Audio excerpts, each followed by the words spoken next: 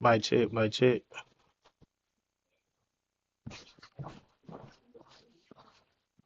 Hey, how y'all doing? I'm doing all right.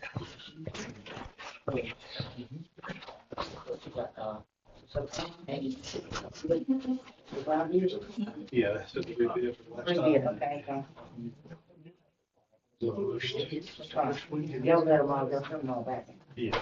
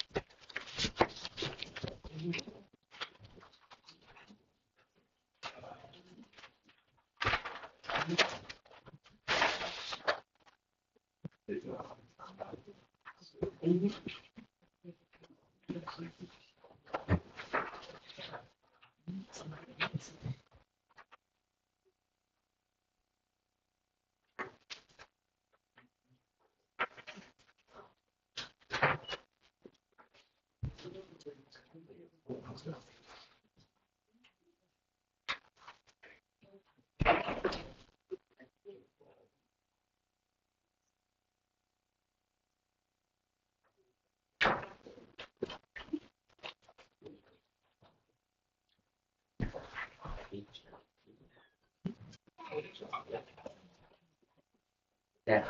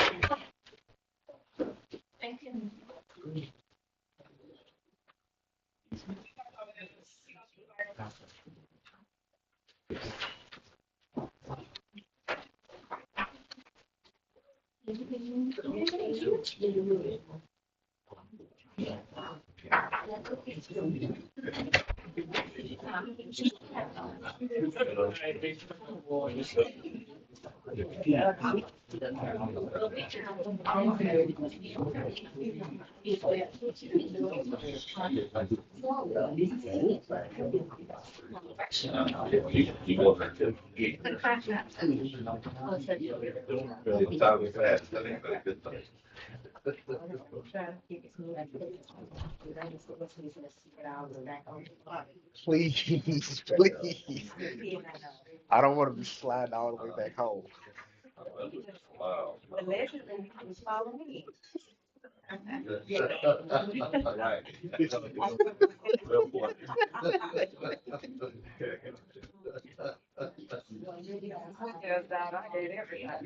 Uh,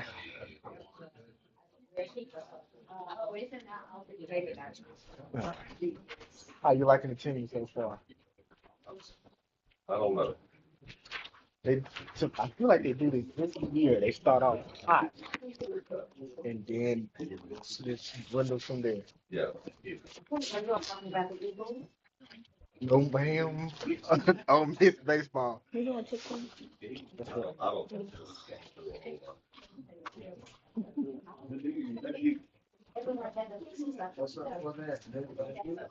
What we doing?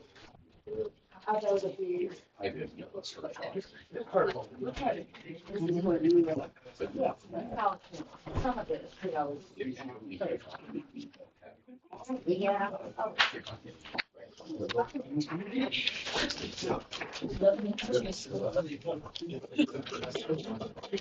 Anything you want?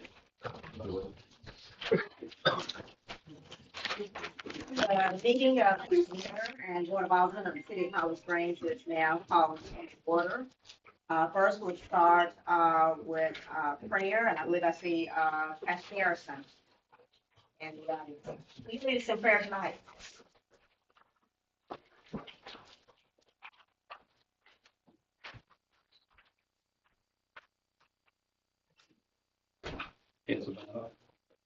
To close, A no caller. each one of our Father, Lord, we come to say thank you. First of all, for being our Father. We thank you for your Son. Thank you for the power and might of the Holy Spirit. Lord, we thank you for this gathering tonight. Thank you for this mayor, and we thank you for the board of aldermen. Lord God, we ask that you look upon this meeting tonight. We pray to God for the presence of the Holy Spirit. We pray for your guidance. We pray for your leadership. And we pray, Lord God, that we follow your lead. Keep us now, Father God, in perfect peace. Continue to bless this city, Lord, and bless all our leaders. In the name of Jesus Christ, Lord God, we pray. Christ's sakes, amen.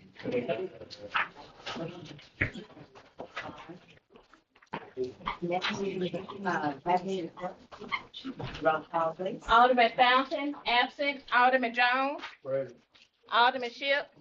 Alderman Teal. President. Alderman Merriweather. Present. Mayor, you have 4 board members present. Next, please stand for the pledge of allegiance. Pledge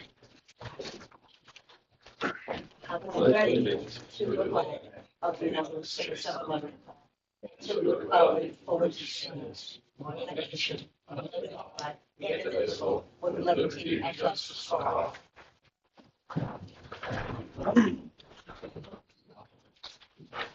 Next, we want to ask for prayers for bereaved families. First, prayers for the family of Ms. Lucy May Odom. Prayers for the family of Bessie Lee Faulkner. Prayers for the family of Mr. James Grayson Jr. Prayers for the family of Mr. William Keith Allen. Prayers for the family of Mr. David Stanley Feathers. And prayers for the family of Mr. Alfred A. Jones. And also want to keep the families affected by the storms in our prayers as well. And so now I'll ask for a moment of silence. Oh, yes, excuse me. I would also like to add offer prayer for the Stewart family. All right, thank you, Alderman Sheriff. Moment of silence, please.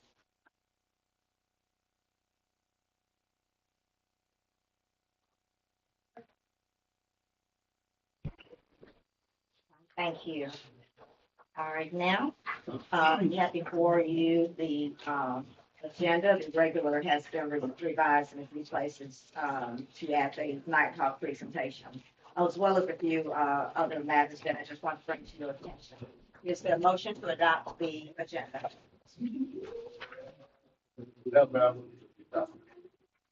Second. Second. It's been moved by Alderman Shipp, second by Alderman Teal. All those in favor? All those opposed?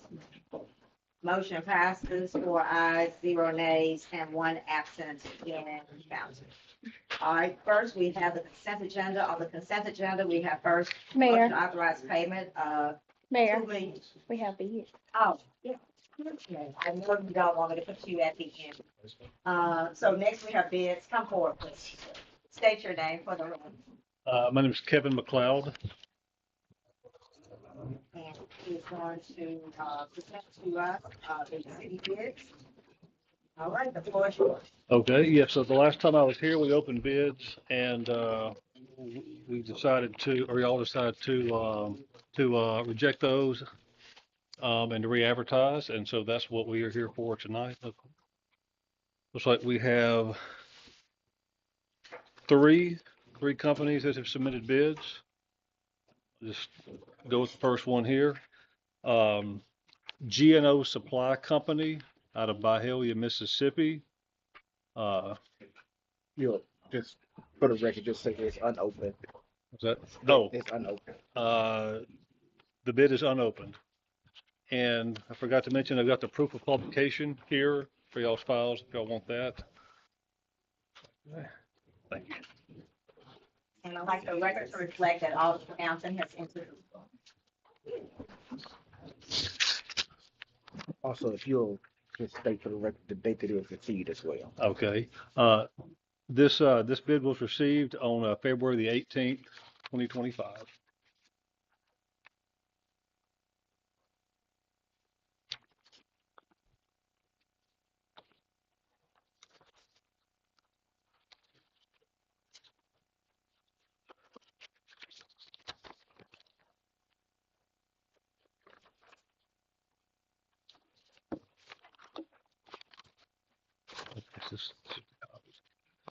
Okay, GNO Supply Company is bidding on drainage pipe for 8-inch HDPE pipe, $6.34 per foot, or 10-inch HDPE pipe, $9.60 per foot, 12-inch HDPE pipe,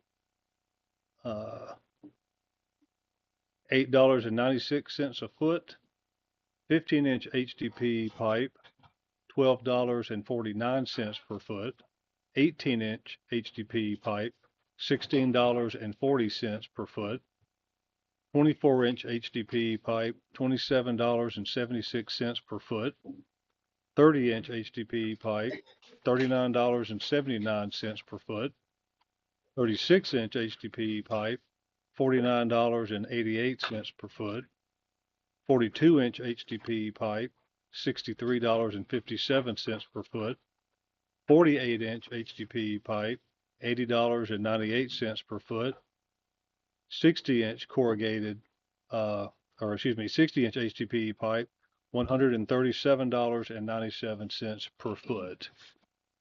They also quoted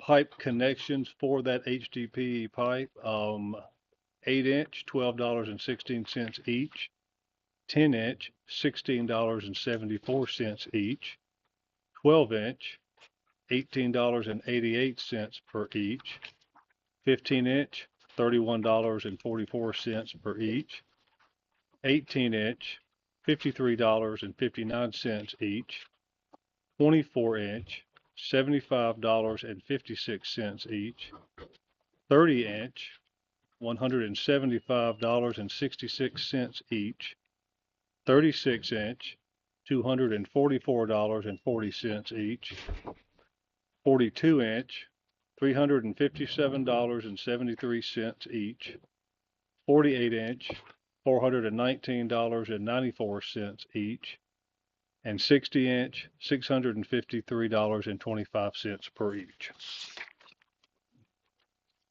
And that concludes the bid of GNO Supply Company.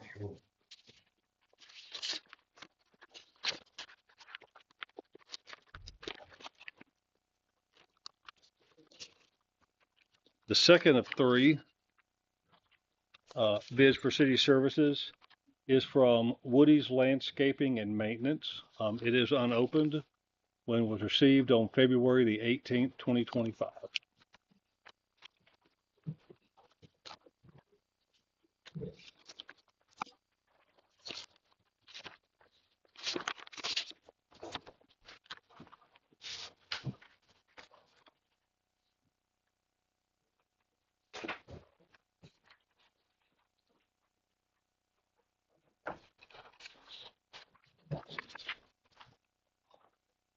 And they are bidding on mowing services. Their bid for the Hillcrest Cemetery per time they cut is $6,000. Per acre, any additional area per acre, $172.43.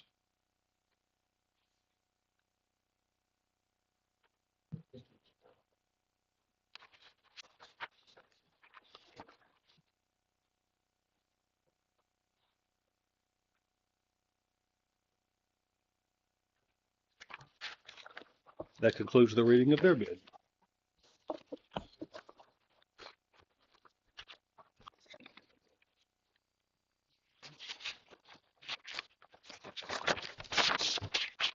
The final bid for city services is from Cousins Gravel Hauling.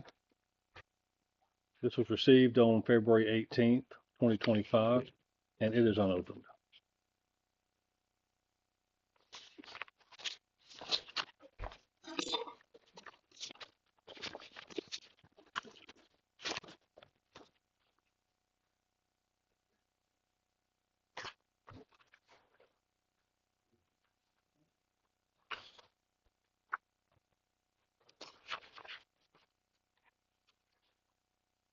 They are bidding on hauling services for construction materials and gravel. Um, number 1, number 4, number 5, number 6, number 56, number 57, or number 50, or number 67 stone, $41.60 per ton. For number 7 stone, $43.45 per ton. For number 89 stone, $43.45 per ton. For a crusher run, $36.60 per ton. And for clay gravel, $27.25 per ton. That will conclude the reading of the bids. If you'll give myself and Ms. Lewis a few minutes, we will come back to you with some thoughts and recommendations. Oh, sounds like, all right. We look forward to talking with you in the meeting. Once you Okay. have completed it, just come forward. And Okay. Thank you. Thank you. Next, we have the consent agenda. Motion to authorize payment of $2,489,475.11. The Howard Springs School District, January 2025 settlement. Number 2, motion to authorize transfer of $164,712.84 from the general ACH fund to the general operating fund, January 2025 sales tax. Motion to authorize transfer of $1,861.20 from the general ACH fund to the public money market, January 20th, 2025 tourism. Motion to authorize payment of $930,060 to the Holly Springs Tourism, January's tourism settlement. Motion to authorize transfer of $30,653.53 from the general ACH fund to the public money market. That is January 2025 tourism. And motion to authorize payment of $15,326.77 to the Holly Springs Tourism for January's tourism settlement. Ms. Jones, is item number 2, is that correct or? $164,712. That's sales tax. Okay. Now the amount we got from the school. Talking about the amount we got from the school Mhm. for Everlore, Yes. it was 1.1 million. Okay. Mhm. All right, that's what I was thinking about. Okay. All right, so thank you, Ms. Jones. You're welcome. All right, so these are the items on the consent agenda. Is there a motion to approve? Mayor, just for clarity, on number 4, you read that it's 90,000. Oh, It's $900. $930. We wish, don't we, tourism? So let me repeat that. Motion to authorize payment of $930.60 to the Holly Springs Tourism. That's January's tourism settlement. All right, thank you for that correction. All right. Is there a motion to approve the consent agenda? I'm not gonna. Okay, is there a second? A second. It's been moved by Alderman Teal, second by Alderman Merriweather. All those in favor? All those opposed? The motion passes 5 ayes, 0 nays. All right. Next, first item, item number 7, motion to authorize mayor, board of aldermen, and city clerk's office to attend the 94th annual conference in Biloxi, Mississippi, July 21st through the 23rd, 2025, to include registration fee, hotel, and per diem. I move to authorize the mayor and board of aldermen and city clerk's office to attend the 94th annual conference in Biloxi, Mississippi on July 21st to 23rd, 2025, to include registration fees and hotel and per diem. Is there a second? Second. It's been moved by Alderman Schiff, second by Alderman Merriweather. All those in favor? Aye. All those opposed? Motion passes 5 ayes, 0 nays. Item number 8, public comment. When I call your name, please come forward, state the name for the record, and you have 3 minutes. First, we have Mr. Jim Smith. Smith, we have 3 minutes. Thank you, Mayor. Jim Smith. I brought to this body my sidewalks, which are a disgrace, my utility bills not being received on time, my power surges, my spikes in usage, my electric meters needing calibration, my utility pole causing damage to my home, the compressed building that's still leaking after 4 years, the College Avenue water leak that has a temporary fix on it, and a plethora of other issues. You've paid me lip service at best, ignored me at worst, and instead of fixing the issues, you decided to resolve these issues in court. You've called me names, you've chilled my constitutional rights. You guys tolerate your constituents because of hubris and political gotchas, and ego are more important than running this city. Why should any of us vote for any of you guys that are running again this year? Coming here every 2 weeks in order to, quote, gripe is tiring, frustrating, and it should be embarrassing to all of you. I'm amazed that you guys run for office. I bring you issues and you ignore them.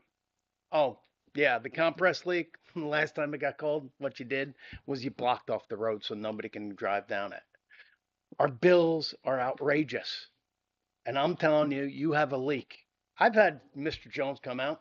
He's looked at it, showed him the pole that has never been replaced in 50 or 60 years that's causing damage to my home. He's looked at it.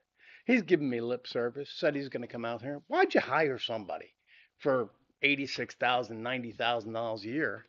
You all complained that when the mayor ran HSUD, there was no results. Well, I'm telling you now, at least the mayor did it. If that's true, she did it for no money. But we keep on paying somebody. Go on Facebook. I really go on Facebook. People were screaming. They've been out of electric for 24 hours. Mr. Jones doesn't show up. And when he does show up, like he did at my house, because I come here and gripe every 2 weeks, he didn't do anything. I take these houses that you guys allow to go into deplorable condition, I rebuild them, and you're doing damage to my house because my pole is not at a 90-degree angle. It's at a 45-degree angle. I know you guys are tired of hearing me. I'm tired of coming here. Let's just resolve these things. Thank you, Mayor. You're welcome. Thank you, Mr. Jeff. Next, Mr. Ricky Raymond. Or Rick Raymond. I know she changed it.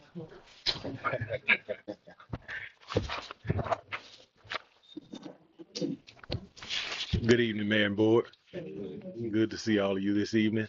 You have 3 minutes. Gotcha, man. Gotcha.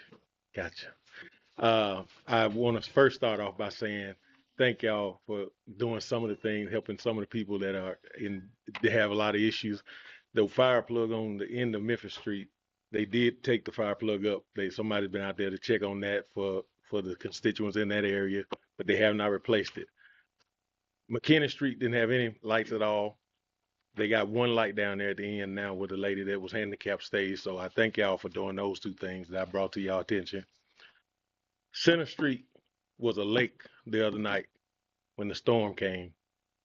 You couldn't even get down by Lemac because the water was about 3-4 feet high. The ditches are not, there aren't any ditches, they're healed now.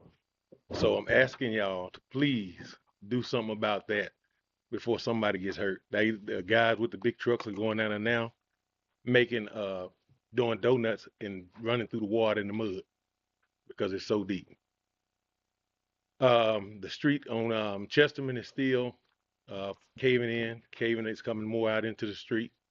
Over in Haven Acres, there are trees growing over the top of people's power lines.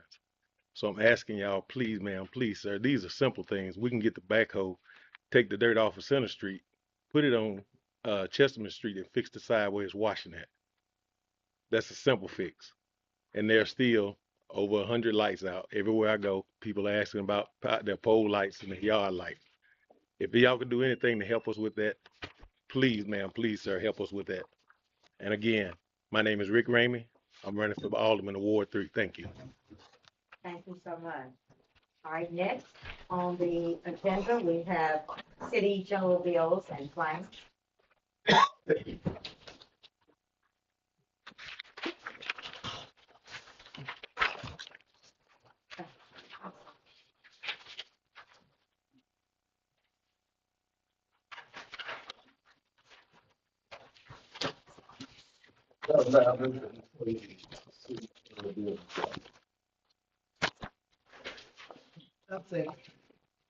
It's a move by Alderman Shelby, second by Alderman Johnson to pay the city just bills and claims. All those in favor? All those opposed? Motion passes 5 ayes, 0 nays. All right, item number 10, city utility bills and claims. Madam Mayor, I move to pay the city utility bill and claim. It's a move by Alderman Shelby, second by Alderman Johnson. All those in favor? All those opposed? Motion passes 5 ayes, 0 nays. I see this is not the.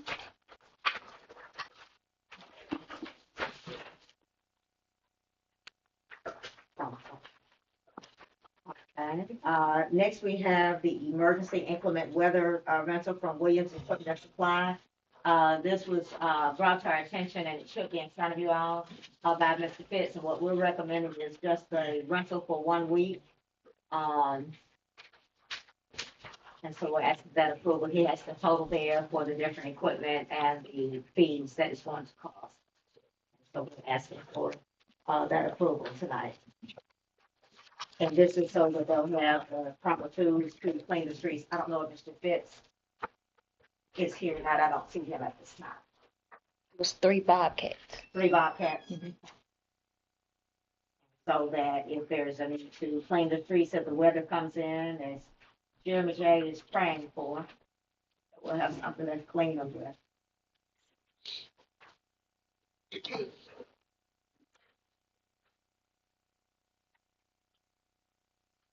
I think the total was a little over, what, 2,000? 2779. 2779.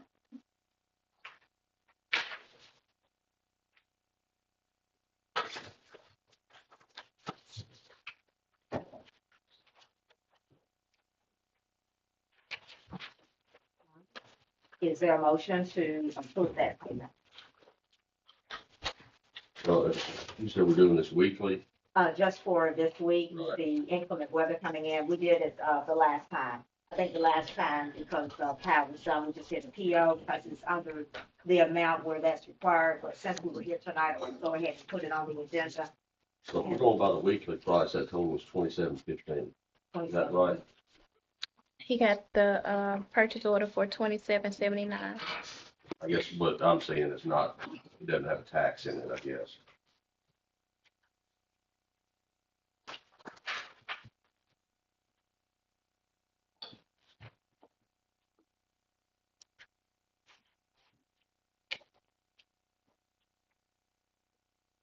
I don't know, the total that he sent to me was 2,779. I think that includes the tax. That's Yeah. the tax, okay. Is there a motion to approve that emergency rental due to the inclement weather? And this is effective when, Tonight. tomorrow? Yes. Tomorrow, for him to get tomorrow, tonight or tomorrow? So I'm not sure, he's not here, but probably at least by tomorrow. I know that he spoke with the person today, so that we can have it already just in case. Is this delivered or do we have to pick it up? We have to pick I it up. think we I pick it don't up. see delivery, but I think we pick it up. Is there a motion? I'll make the motion. Is there a second? It's been moved by Alderman Teal, second by Alderman Jones. All those in favor?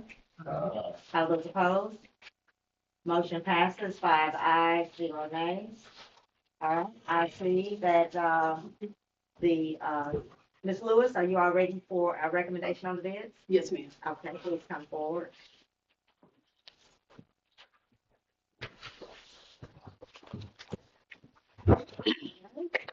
Yes, Okay, so the 3 companies bid on 3 separate items.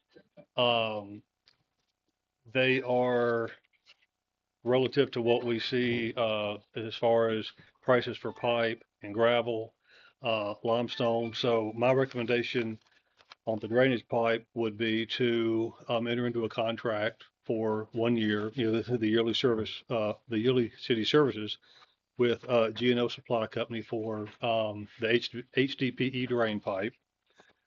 Now, this is for your, I guess, road department, if there's a large drainage project, something like that, that will be bid out. But if your road department needs a pipe, that's what this is for. Um, the gravel hauling, again, the gravel material, those are pretty good prices. So would also recommend that you enter into a contract with Cousins Gravel Hauling for those materials, rock, gravel, etc. And I will say I'm not a landscaper, but according to Ms. Lewis, the price for the mowing was fairly relative to what they had last year. This is the same person y'all had last year, so I would have no, I guess, objection to y'all entering into a contract with them again for this year. Thank you so much, Mr. Powell. You all have heard the different recommendations. Are there motions? Should we do this separately or can we do one motion, Mr. Estes? I recommend Separate motions? Okay. What is your pleasure regarding the bid from G&O Supply and Value? Is there a motion?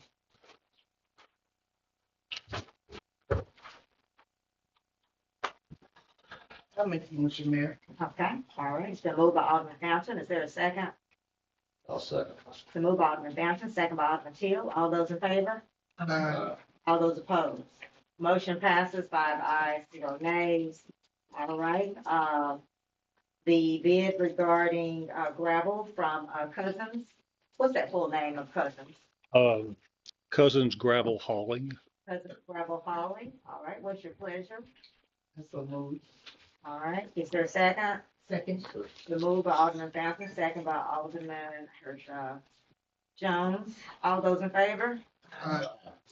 Motion passes 5 ayes, 0 nays. All right, and next, your pleasure regarding Woody's Landscaping. I'll make the motion as well. All right. The move by Alderman Fountain, second by Alderman Jones. All those in favor? All those opposed?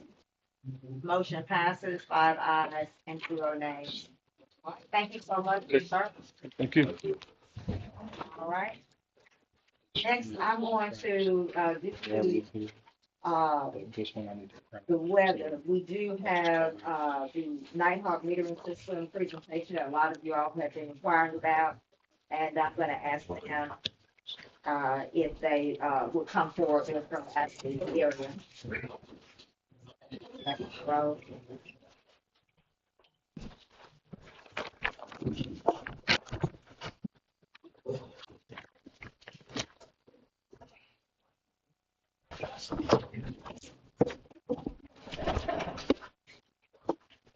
Chris, you can jump through.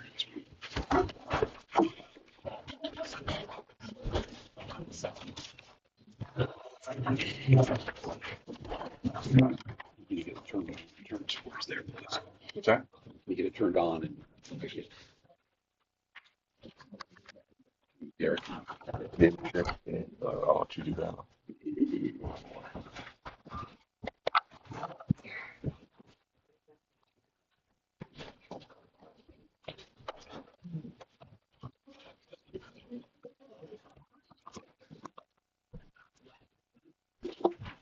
Right here, sir. Thank you.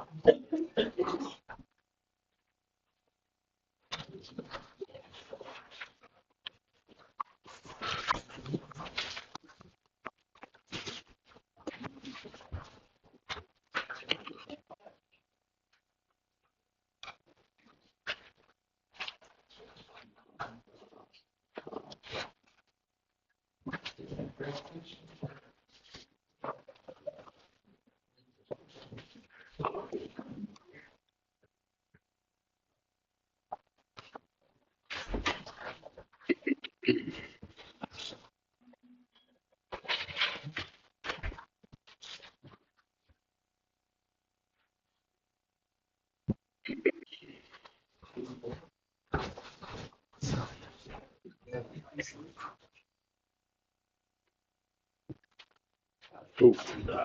Yeah. I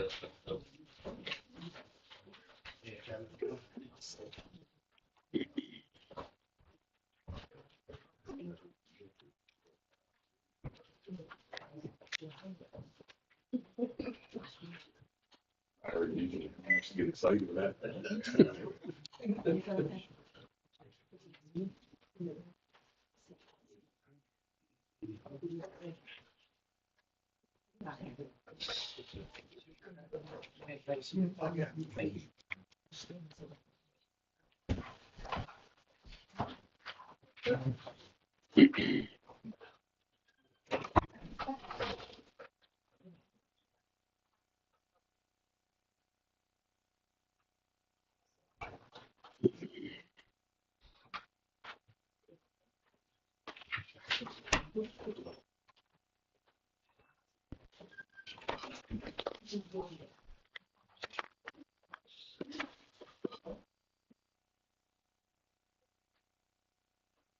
Here we go. Thank you. Good evening. My name is John Scott, and I am the Nighthawk sales manager. Can we go ahead and get started? Is that okay? Yes. With me here is James Rocco. James Rocco is with South Source Sales. He is our regional manufacturer's rep. We also have Chris Pierce. Chris is our senior field support specialist. If you folks decide to move forward, he actually will also be your dedicated project manager on the project. So I thought it was important that he be here. So, Thank y'all very much for having us. yes, thank you for having us. Absolutely. All right, so some brief history on Nighthawk. We've been around for over 30 years, serving hundreds of utilities all across the U.S. Vast majority of our systems are in the U.S. We have a couple in the Caribbean, one over near Guam, but again, about 99% of our systems are in the continental U.S. What makes us kind of different from other AMI technologies, and by the way, AMI, Advanced Metering Infrastructure, is that we are a zero infrastructure system. What that means is for Holly Springs, there's no towers, no repeaters, no collectors. There's nothing to have to maintain or adjust after a storm. Everything is based under glass on the meter itself.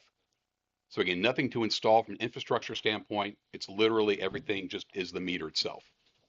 We'll talk more about that here in a few minutes. We accomplish this through a combination of technologies. We are a cellular RF mesh hybrid system. So the vast majority of your meters will be RF mesh meters, just a typical meter like this with RF mesh technology inside of it. A small percentage of your meters will be cellular under glass, which are these here. These cellular meters act as your communications backhaul for your entire system. So the RF mesh meters talk amongst each other, they jump back to the cellular meter and back out to your head-end system. And I'll show a diagram on that here in a few minutes as well. What I'd like to do is spend a few minutes getting some brief history and then actually jump into a live demo of the head-end software as well. We'll be using actually your neighbor New Albany and their system. So a look at some of the regional local systems. We work with New Albany, Yazoo City, Louisville, Aberdeen, Philadelphia, and Okolona.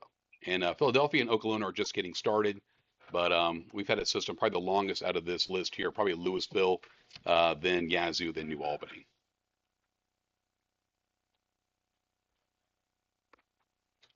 All right, so a quick look at the architecture of the system. If you look here, the building with the large signal, that would be a cellular meter on this building. We call the cellular meters hub meters. There's a big H on the meter itself. It stands for hub. Again, this is your communications backhaul. And in this diagram, it is the building with the large signal on top. The RF mesh meters, we call those leaf meters, L-E-A-F, leaf meters.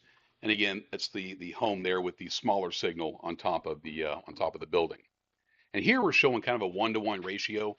For most utilities, it's about a 10 meter to 20 meter to 1 ratio. So for every one cellular meter, you might have 10 to 20 of the RF mesh leaf meters. So the vast majority of your meters will be the RF mesh, including the water endpoints as well. And these hub meters also have the ability to pick up the gas signal in the area where you have gas, natural gas on the home. And this right here is, in my opinion, a better representation of the setup design of the system. This darker blue dot you see here, the larger one, that would be that cellular hub meter, again, acting as your communications backhaul. The lighter blue dots here are the RF mesh leaf meters. And the much smaller blue dots here, these would be your water endpoints that marry up to your water meters. And again, these darker blue dots can also pick up the gas in the areas that do have natural gas. The RF mesh leaf meters, they talk amongst each other, no more than 2 to 3 hops. They jump back to the cellular meter, the large blue dot, and then out to the head-end system. When we design a system, and we have actually completely laid out and designed the system for Holly Springs, we design it where every leaf meter can see multiple hub meters. So this hub meter were taken out by like a direct lightning strike. You would not lose the meters around it. They actually will reroute to the next available hub meter. Then once you have restoration here, communications automatically rebalance. So it's a self-healing, self-optimizing system. It's also a system that you can set up very incrementally. So you don't have to do all of this at once. It can be done over multiple phases, even over multiple years, if that's what you folks require. I know with New Albany and Yazoo, they did theirs in the span of about a year. Louisville took about 3 years to fully roll out their system. So you can roll this thing out in any way, shape, or form you want. Because we're not beholden to any infrastructure, you can kind of design this and kind of roll this out at whatever way is appropriate for Holly Springs. We talk about Louisville, they were a paddle a month club, so they got a paddle a month. That's kind of what they're.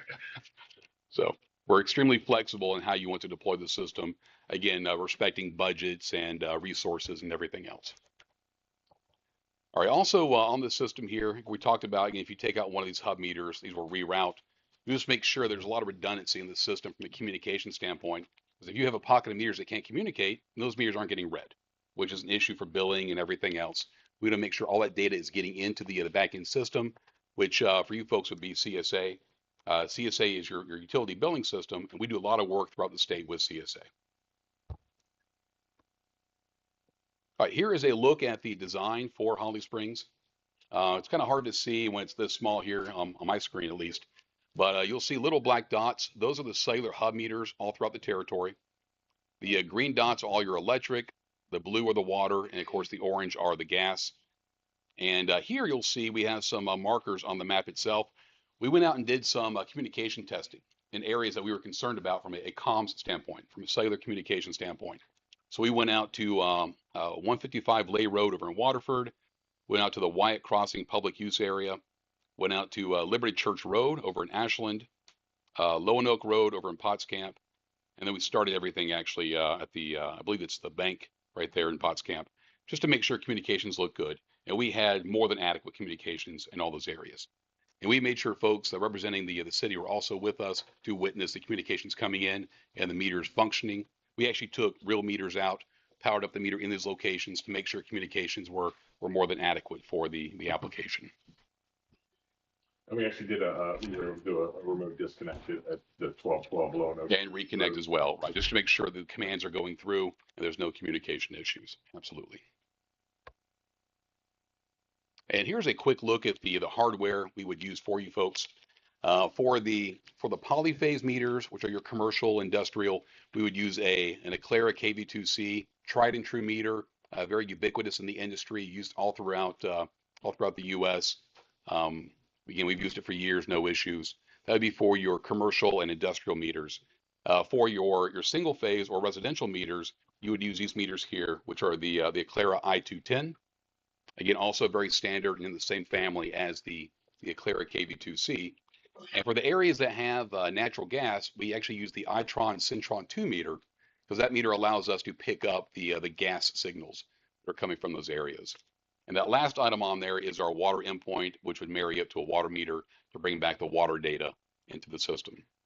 And not only the water inputs are read by both the RF meter and the cellular meter, so you've got a constant read. That's a very good point. So the electric system essentially is your scaffolding, your communication scaffolding for everything, including the water and the gas as well. But again, without having to install any towers, repeaters, collectors, everything's based on the meter. And I can't stress this enough when it comes to things like storms or just the variables of weather, not having to go out there and constantly adjust different pieces of infrastructure, having to possibly repair or replace these pieces over the life of the system can be quite substantial from a cost standpoint. So I've also heard from various utilities that when you have an infrastructure heavy system, you essentially turn your meter techs into RF techs. or they're out there hunting down gremlins in the system, we eliminate that with our type of setup with the Nighthawk system. And also, with a tower-based system, you have a lot of hops to get back to that particular collector on that, so that creates latency.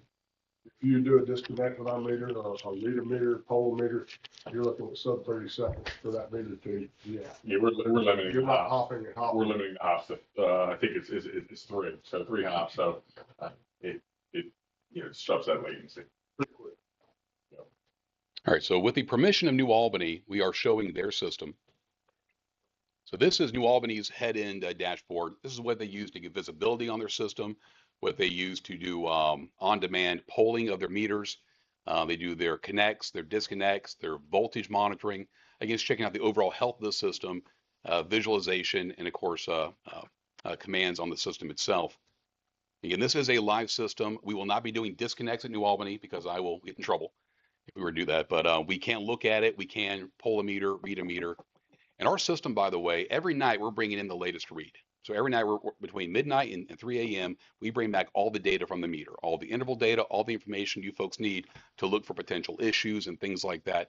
And of course, to get that read in to make sure you have timely billing in the system. Quality type issues, we have diagnostics for those too as well, bring them all back. Yep, on the commercial and industrial meters, absolutely. For residential as well. Yeah, yeah. So this right here, of course, what you're looking at when you first come into their dashboard, you have a map which shows the entire system. You have a blue dot. It's kind of hard to read on the projector, but that says 10,910. That's how many meters we have right now in New Albany on the electric side. I click on this here. We start drilling down into the territory. And of course, the blue dots get a little bit more granular, and we start seeing actual individual components of the system. So if you look here, a blue star, that is a cellular hub meter that can pick up the gas signal. And of course, New Albany also has gas. They can pick up the gas with that blue star. The green dots you see here, those are the RF mesh leaf meters. That's the L meters. So again, what you're seeing here with the blue stars, it's these guys right here. The green dots are this meter right here. And New Albany has a similar ratio when it comes to leaf meters to hub meters as Holly Springs would as well. It's about a 10 to 15 to 1 ratio. So for every 1 hub meter, you got about 10 to 15 of the leaf meters in place. And before I drill into a meter, let me just show some more stuff here. Down below this map is our billing status window. This looks for any missed or non-reporting meters on a billing cycle. We do this to alert the utility, to alert the city that there might be a potential, billing issue for this customer, but we do this before the billing cycle hits. So folks can go out, investigate the issue before it becomes a billing issue. Again, giving complete visibility into the process and trying to head off issues before they occur. You then have the alert details, which breaks down the condition of alerts. A lot of these here are diagnostic, mostly on commercial meters, which means potential wiring issues or something going on at the meter pan level, which could lead to substantial savings, of course, for the city as well. Up at the top here, you can choose different commodities, so electric, water, and gas. The electric side, you can look at any non-reporting, meters in outage, meters that are disconnected. And here on the right-hand side, you can parse the meters by your commercial, residential, or just the hub meters that are your communication takeout points. If I click on any one of these devices here, I can drill down into that meter. So let's just click on this hub meter here. We're going to drill down into the meter. So the first thing you see is that we are connected. This meter is connected right now. If for whatever reason they were disconnected, it would say disconnected. If there were an issue at the service, maybe with the meter pan or the meter itself, you would see grid power failed. If there were a tamper, you'd see a tamper alert. So again, it will reflect the condition and state of the meter itself. You then see when the meter was read last, it looks like it was read or at least communicated last at 11:08 a.m. today. Down below here, you see the latest read. You will see information on this meter. So this is a hub meter. And right now, this hub meter has 1 leaf meter calling into it. Now, the system is constantly optimizing and readjusting. So while you're seeing 1 leaf meter right now associated with this hub meter, if we came back to the same meter a week from now, it may say 5. It may say 0.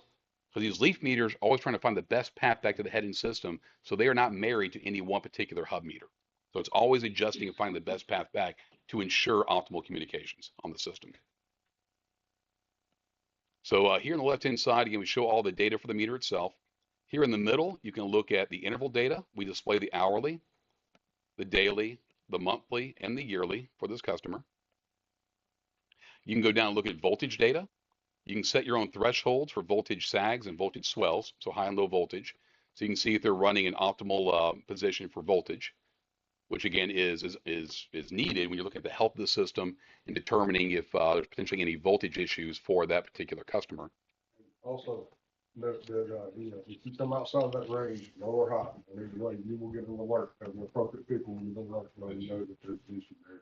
That is correct. It's in the reports and also in the alerts as well. On the outage piece, you can see all the pertinent outages during that time frame. On the outages, we track blinks, momentary and sustained outages. So a blink is less than a second. So we will know when an outage occurs at less than a second. Momentary is a second to 60 seconds. And of course, sustained is anything over a minute. So you have 3 sustained outages here at this location, one for 30 seconds, one for a minute, one for a minute 42. But we know the exact start time of the outage, the exact end time of the outage, the type of outage, and how long it lasted for. And we have more detail in the reports as well. So you folks will have all that information at your fingertips to use when it comes to all your outages and what's occurring in the territory. And then device map shows you where, of course, that meter actually is in the territory and any associated leaf meters that are on that meter itself. And it looks like this leaf meter is actually in the same complex.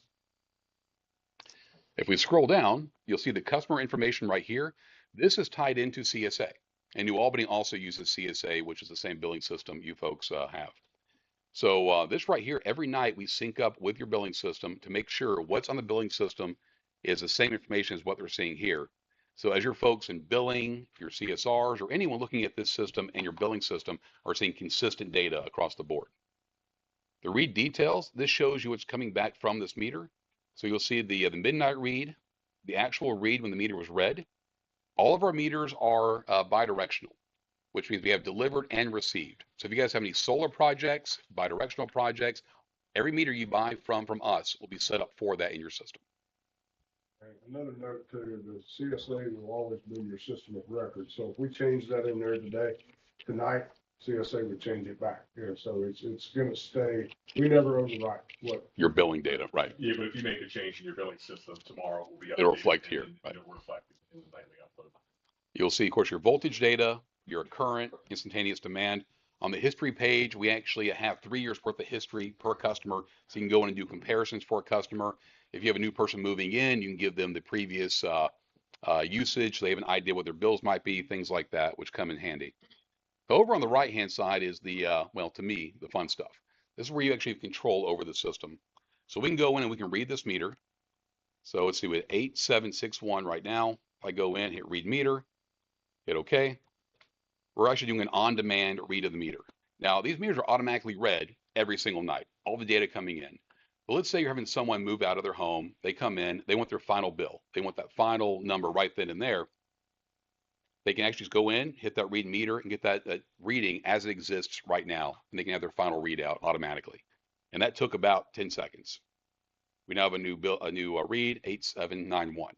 So we just read a meter over in New Albany, of course, with their permission. What we don't have permission to do is to disconnect a meter. If I were to hit show actions right here, I can go in, I can disconnect, I can reconnect a meter, I can zero out a meter if it's someone who's moving in, you want to zero out that meter. You also have that ability as well in the system. And there are safeguards, major safeguards in the system. So of course, everyone who uses this has security clearance, has passwords, all that stuff to get into it. But also everything is audited in the system. So anyone who goes in has their own login.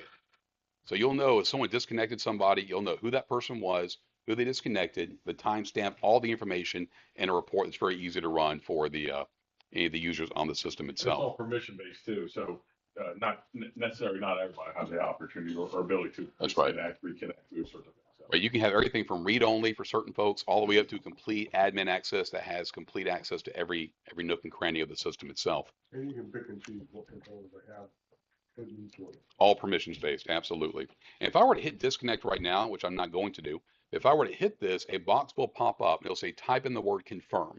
So you can't accidentally disconnect somebody because it requires you to type in the word confirm in the system itself. So again, some safeguards to make sure that accidents are completely avoided. And that's the same for reconnects and every other function in the system itself. I will show you a disconnect here in a second on this meter that's running right now. But again, I don't want I want to keep my job, so why not be disconnecting a meter in New Albany? All right.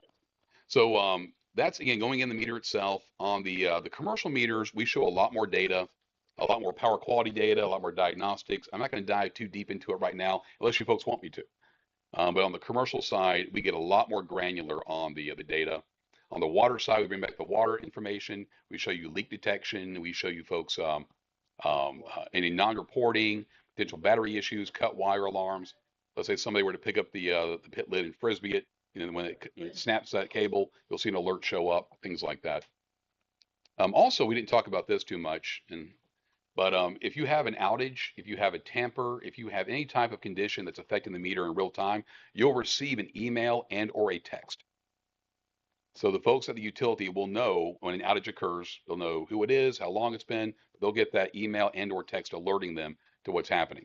Same thing for tamper. Same thing. We're actually adding in hot socket right now as well. Things like that to avoid potential issues We do with the customer. alerts, but not real-time alerts right now, so they're every night. So, but they're We're adding that piece to the real-time alerts. Absolutely. real-time alerts. Yeah. All right. So here on the left-hand side, you can see an operations page. This looks at the entire system rolled up. So essentially here you can see all their data on an hourly basis. This is for New Albany. So you can see their entire system. And we also overlay weather and precipitation. So you can correlate if you're talking to a customer and they have maybe a question regarding their bill on a certain day, you can see how hot that day was, the precipitation, everything else, which could facilitate a more in-depth conversation on what could have occurred that day. Because oftentimes it is going to be heating or cooling, but it could have been just a big get together with family that caused that spike in the bill. You have the data here to have that conversation with the customer. You can also create, on the individual screen, you can create a PDF, email that to the customer, print it out, give the customer the latest information on their particular. And we can break it down to hourly usage too, so you'll know 1 hour of the day that they're using the most power. Like that. So this right here is the we'll call it device monitor. This is a near real-time outage map for you folks to use internally here at the utility in the city. And this shows you all of the customers currently out right now in New Albany. And this page refreshes every 5 to 10 seconds. So you'll know exactly who's out and can actually go and rectify those issues at those customers at any given point in time. Or if a major storm's coming in, like tonight, you folks have some weather coming in. So you actually could have this up on a screen. I believe the folks over at Aberdeen are putting up a bigger TV right there in the meter shop so they can track when large storms come through. And they actually can see as things go out and as things are restored, and they can track that and manage their crews appropriately. And this screen can also be available on iPad, iPhone as well. So if they're out doing restorations, they can see in real time what they need to go for and such. So that's a very valuable piece of the system right here, which gives you folks visibility into not only the outages being pushed to you via text or email, you actually can get visibility on them and, of course, appropriately address them.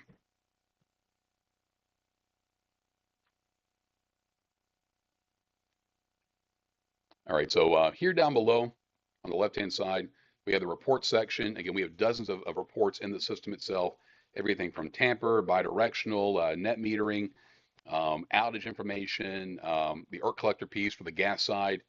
You can go into your audit reports to see who did what, on the system at any given point in time. So just a ton of data here. Part of your standard configuration is if you don't see what you need in these reports, you let us know. And we can customize these reports to make sure it's reflecting what you folks need to report to various stakeholders, both internally and externally. The system setup piece, this is where you actually put in phone numbers and email addresses where things get pushed.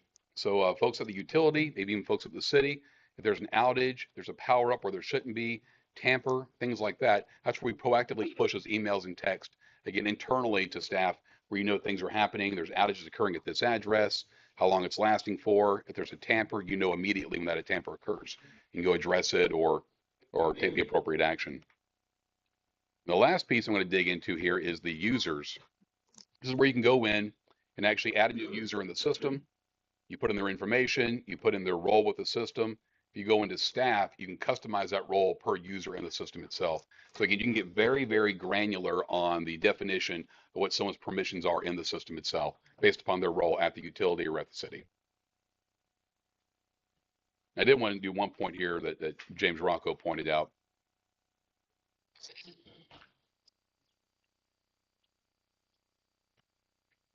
me just drill into one of these meters here. Wait a minute, which one? In the upper right-hand corner, there is a PDF button. So if you are working directly with a citizen, with a customer, and they want to see this data, you have the ability to go in right now and click on this PDF button. Excuse me. And actually will create a PDF of everything that's on that screen. The data come in here first. And you can see everything that's on that screen, whether it be voltage, consumption, outages, any of that information will come across, and they can then email that or print it out and hand it over to the citizen or customer. Yes, sir. Can you show them how to do the disconnect? Absolutely. So let me jump to this here. So that was New Albany. I'm now going to jump to a demo version of our site. The demo version controls the meter you're seeing right here attached to the system. So I'm in that meter right now, and you see there's no usage on this meter because it is essentially a test meter. If I go down to the controls and I click on show actions here, I can do disconnect. When I hit this, there's that warning box. It asks me to type in the word confirm. So again, we can't accidentally disconnect the meter. So, and we found out earlier, if I mistype confirm, it also will not go across. So you have to legibly type in the word confirm. Yeah, so this is the meter that we're going to be disconnecting right here, and if you listen closely, when he clicks disconnect, you'll hear it, but you also see this light go out. So this is the power from the load side. So let's go ahead and hit this here, That meter's in the closed position with that light. which means it's connected. Right. So it's,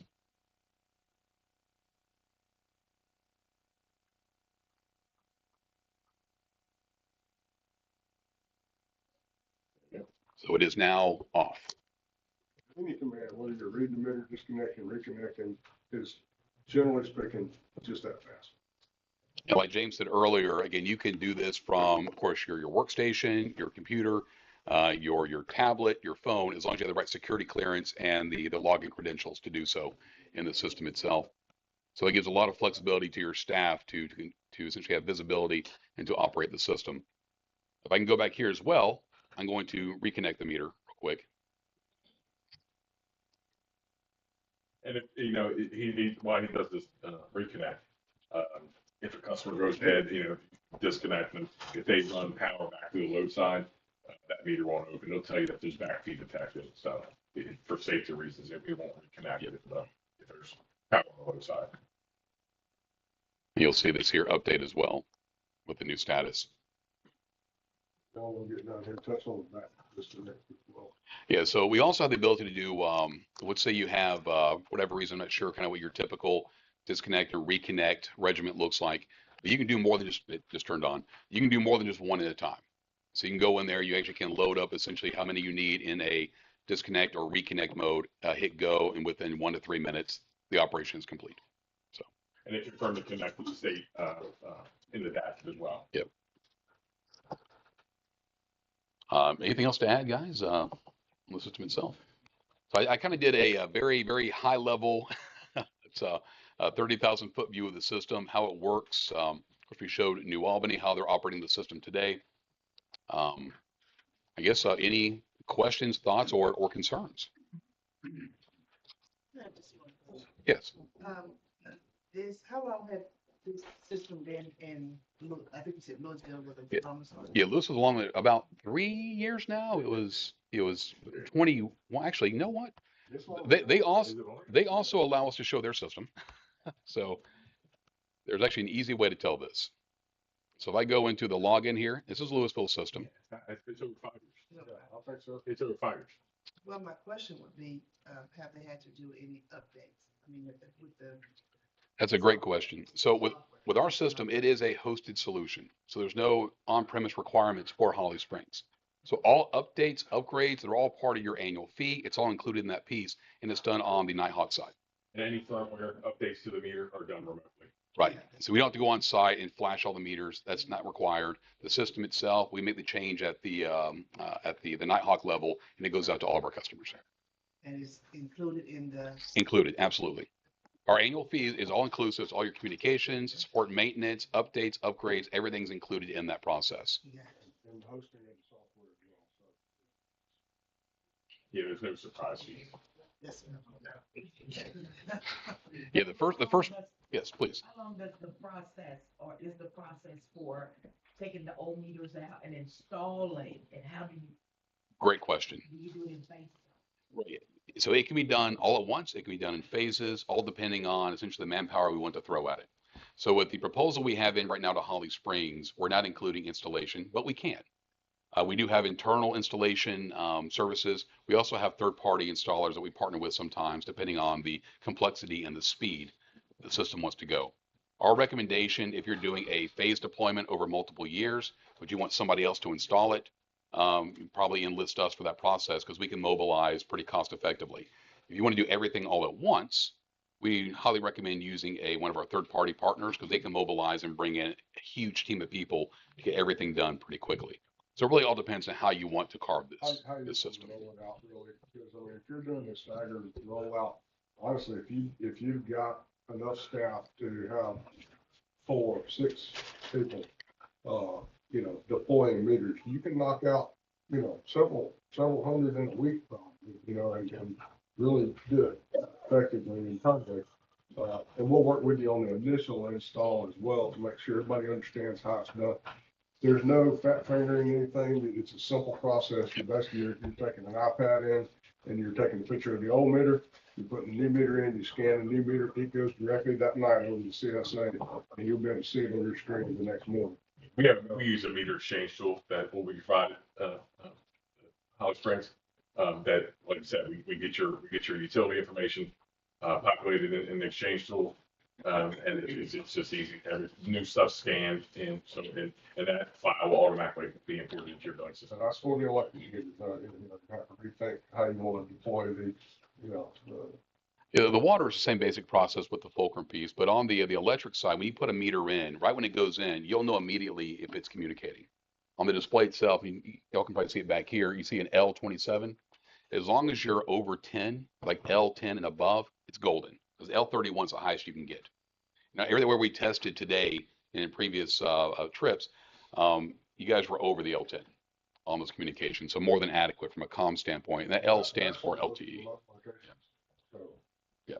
But these meters take a lot less. Like voice, it takes a lot more data than it's using the data IoT piece. When you put the meters in itself, you actually see on the screen again your signal strength, but also right in the system itself, a thing will pop up saying pre-activated with activity. That means we see the meter in the system. You can control the meter at that point, get visibility, control the meter, but you won't see it on the map until everything syncs up with your billing system, CSA, that evening. But you can still get visibility, you can still read the meter, you can still have control over the meter itself during that time period. So in answer to your question, you can go as fast or as slow as you feel needed. Question, what type of warranty is offered for these meters? Yes, sir. So our water endpoint is a 20-year warranty on the water endpoint piece. That's 10-year replacement, 10-year prorated. The electric meter is just the industry standard 2 years, but we can offer extended warranties as well if that's a requirement. We offer 2 years on the electric meter. Typically for any electric meter itself, if any issues are going to come up, usually in the first couple of years is where they present themselves. But we can offer extended if that's required or would like to have it. And by the way, just to kind of close the loop on this, yeah, they started back in 2020. And then they added meters, again, ordering essentially a pallet of meters every single month for about 3 years. And they came to max pretty much in 2023 and 2024. Is there a possibility, you mentioned that you had submitted a proposal to us of getting one that reflects like the cost for the third party or for you all to install as well? Absolutely. So that we can see that and weigh that, because I heard you mention as far as that maybe we could have 6 people at a time, maybe to put them in, and right now that's somewhat of a challenge. Right. But if we could look at that and then we can compare the cost to it, and having someone experienced to install them so that we know that they're in. I believe that's one of the things that I understand that was one of the challenges in one of the other cities that you mentioned, that they installed them themselves. And that's one of the things they said that they would do over. Right. The opportunity. So that we can look at the proposal containing both so that we can compare it and get everything moving, as quickly as possible, if it's something that's approved. Absolutely. So what I'll do is, like you said, I'll create a proposal where do more of a phased approach would say you wanted to have a crew come out every quarter, or every couple of weeks, every month. I'll kind of give you a price on that, which we'd probably use more of an internal service through Tesco Nighthawk. Tesco is our parent company. If you want to do everything all at once, I'll get you a price on that from one of our third-party installation partners, where again, they can mobilize much larger teams to come in and quickly roll out the system. And if you decide to do it yourself too, I mean, we'll be here for training. I was 21 years of the utility before I came to Nighthawk, so I'm pretty good at training. Yeah, that is a good point. So when we put a system in, if you're doing a self-deployment, we just don't come and drop the meters off and say, have at it. We come out, we spend a week, couple of weeks, depending on the needs of the utility, getting folks trained up, installing meters with the folks at the utility to make sure they understand the process, what to look for, best practices, how to troubleshoot things out in the field as well as in the office as well. And of course, we also offer full on-site training for the billing department, anyone out the utility and city who needs to have knowledge of the system. And then, of course, we also offer ongoing training on site at no additional cost to the city for the life of your system. So. What about, you talked about the warranty aspect of it. What about as far as repairs? Say if a meter is malfunctioning, how does that? It depends on the nature of the malfunction. Something that's relatively simple, we can swap out parts, but we do have a pretty clean, pretty quick RMA process. If you're within that 2-year warranty period, you just let us know, send us the meter number. We send you folks all the shipping information, everything. You put it in the mail, send it back. We replace it if we need to replace it, repair it if we can repair it. That's the beauty of the RMA process. You're just dealing with meters. You're not dealing with the collector on the side of the water tower. You know, you just send back a box of meters and say these aren't functioning properly. Generally speaking, they send you a new box and then make repairs to the end box. Mr. Boga, I see you here. Mr. Jefferson, you all spoke. Oh, excuse me. One last Yes. question, just for clarity.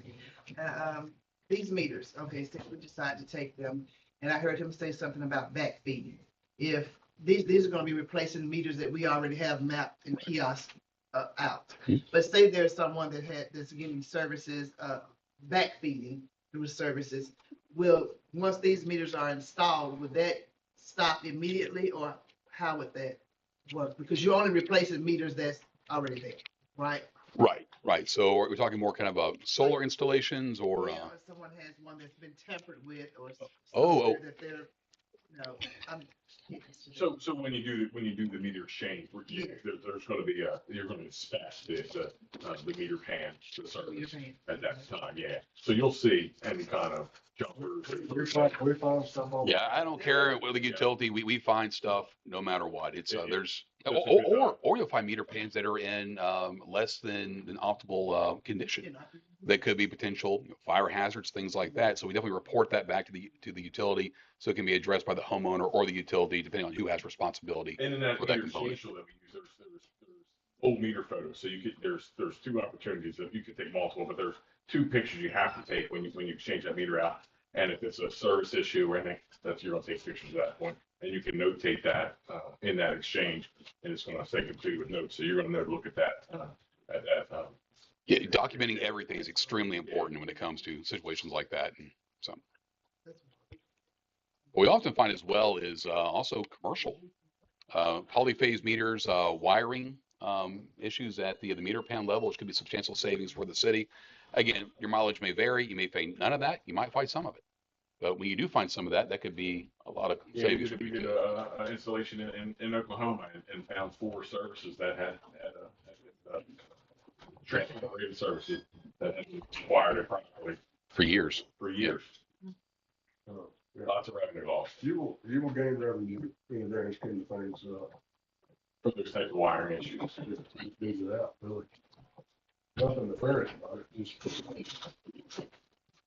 So what I'll do is, You could tell them over yourself. so I'll take a proposal. I'll put together some pricing on the installation piece. Again, various options on that. So you guys have multiple different scenarios you can address.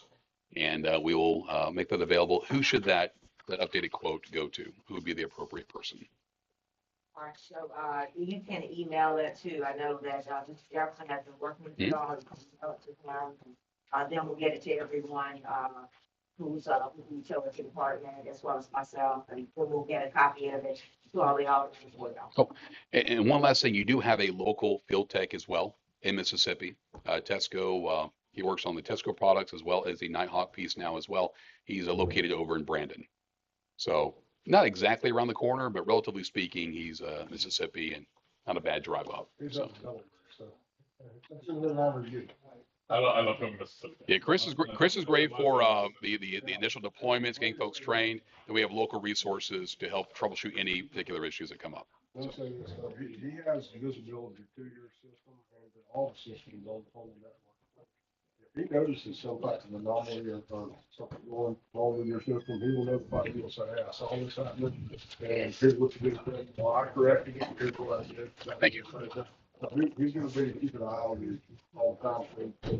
With I love billing, this system family. also with billing, he'll work with billing throughout each billing cycle to ensure that it's going smoothly as possible. And we're not gonna tell you, there won't be bumps in the road, there always is, but nobody, I don't work for Nighthawk, but nobody that I've ever seen is billing their users daily, the way you need for response. Well, wonderful. Well, we look forward to receiving that information. And our team, they're ready. If you have any questions, or anything that you need to put it together, then we'll be to the city of Holly Springs. Well, we appreciate it. And thank you again for your time this evening. Thank you. Safe travels going home. Thank you. Request that, the gentleman said to make sure that you include the, general manager, Yes, sir, Mr. Jones. Behind Jones, to receive this information. Absolutely. That's what for the conversation. Absolutely. Will do. I got one question. Yes, sir. What is the lead time on delivery for the product? Great question. 4 to 6 weeks for the vast majority of the meters, all your residential, 9S, 16S, you're looking at about 4 to 6 weeks. About 12 weeks on the more rare meters, like a 45S, 36S, 9S, 16S, 2S, 200 residential, about 4 to 6 weeks. On what quantity? Typically order in the 2,000, 2,400 meter range, something like that.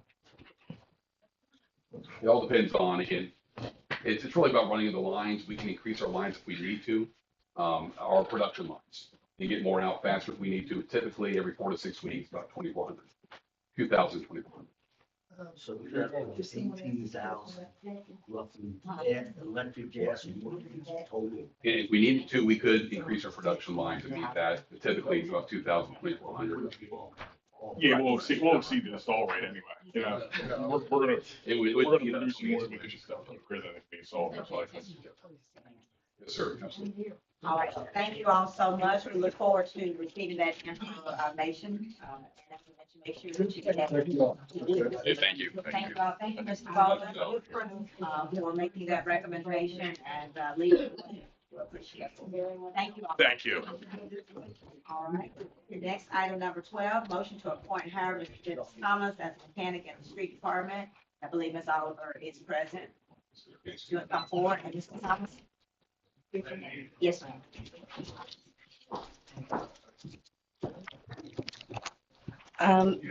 Board of Aldermen, you all should have the interview that I conducted with all of these gentlemen, and the questions that I asked, if you want to look over them and if you have any further questions that you would like to ask. All the gentlemen that I will be presenting tonight, I was given their direct application from their supervisor.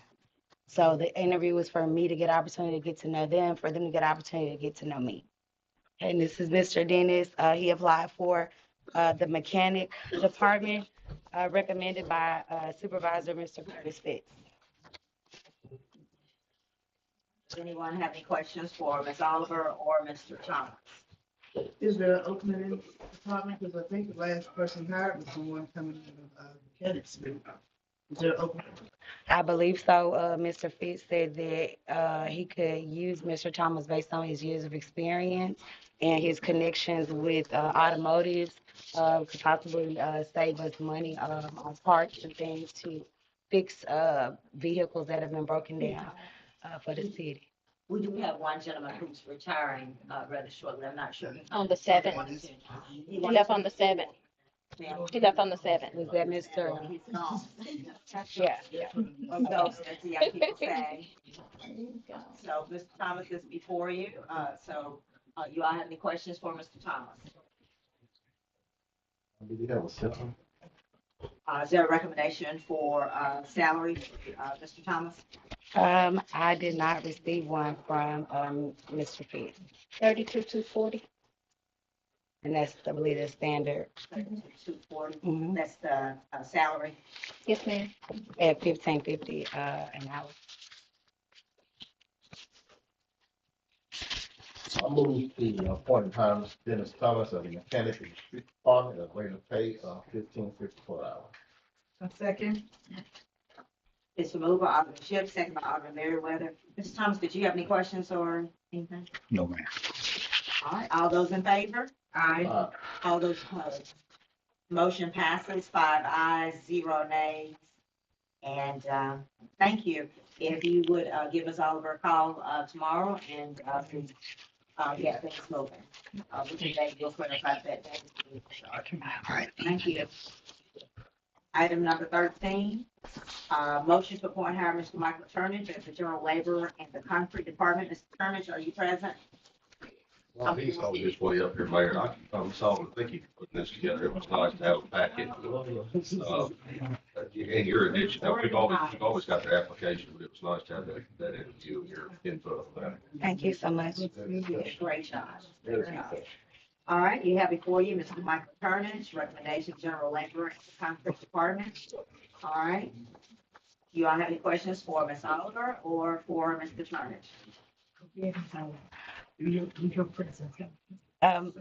Well, that basically it was recommended by Mr. James Pryor, as well as Mr. Curtis Fitz. And we had to actually do a tele-interview, but he was on time and he was very willing to answer any questions that I had for him. And as you can see, he's here tonight as well. So he takes this serious. Did you have anything, Mr. Turnage? Okay. Is there a motion? Do we have that, amount? The city clerk? 32,240. Mhm.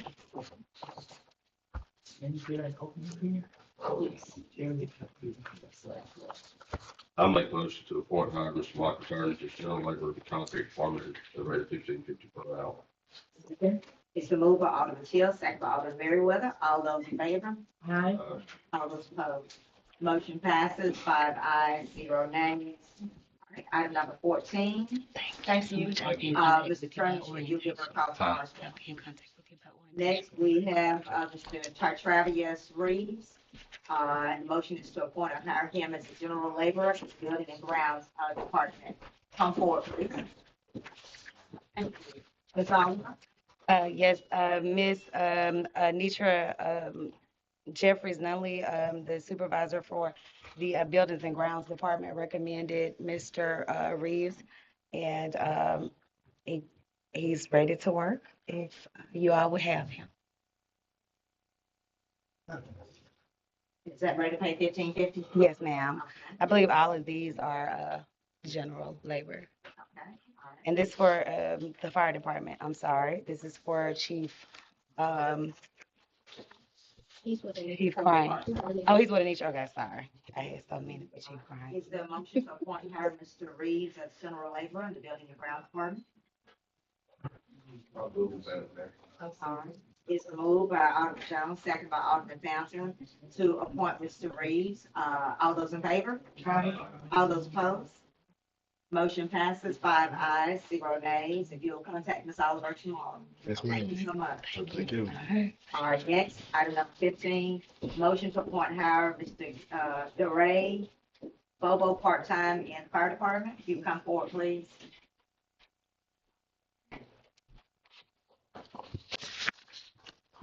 All right, good evening. Good evening.